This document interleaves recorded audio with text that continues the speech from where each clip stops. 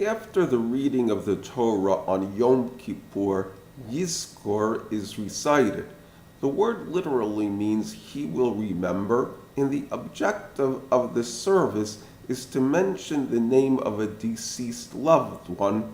Typically, it is the parents, father, or mother, but it can also be any family member or a friend, even if they strayed very far from the faith. The text basically has 3 paragraphs. In the first 2, God is asked to remember the named person on the merit that the one saying the prayer will donate charity on their behalf.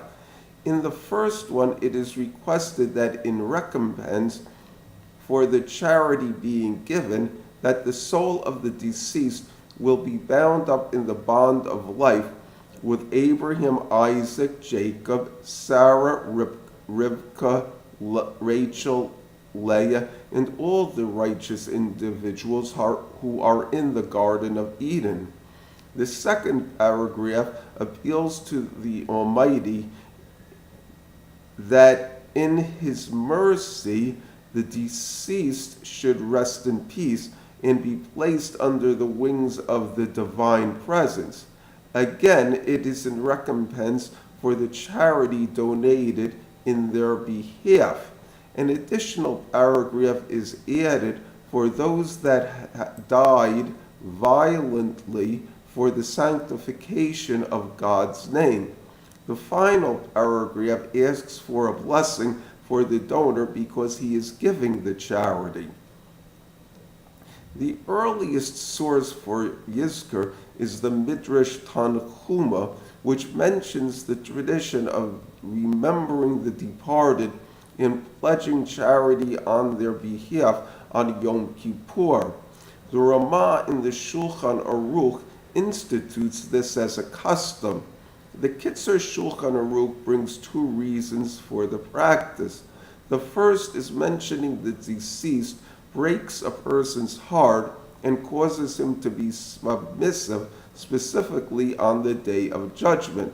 The second reason is that the deceased may also require repentance in the fact that somebody was moved to pray for them and give charity in their name elevates their standing in the world to come. Because when it stood, it was an obligation to bring a gift to the temple, the custom of saying Yizkor and giving charity on behalf of the deceased on other Jewish holidays was also established. The message of Yizkor on Yom Kippur is that our stay in this world is transient and short with much to do. However old we may be, it does not seem like it was such a long time ago that our family and friends were with us.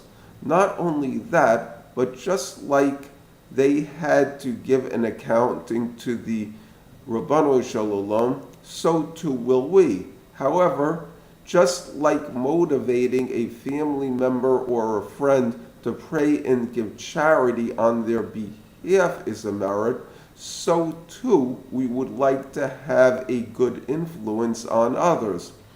This is not just while we are alive in this world, but also after we have passed on into the next world. Plus, just like we want loved ones to take pleasure from the radiance of the divine presence in the Garden of Eden, with the patriarchs, matriarchs, and the righteous of the Jewish people, we also want that to be our final resting place. The reality of death upsets us. However, it also motivates us to recognize, like all people, we make mistakes and fall short of the mark from time to time. Because of this, we recognize and resolve to correct our errors and make wise use of our resources so that our place in this world and the next will be a good one.